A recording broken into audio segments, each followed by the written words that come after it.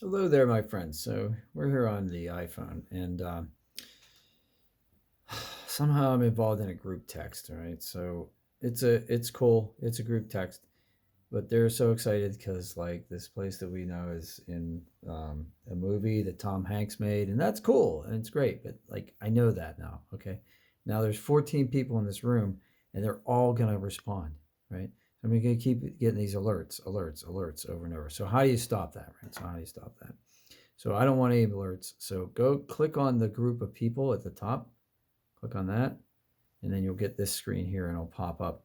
And one of the things you can do is hit hide alerts, right?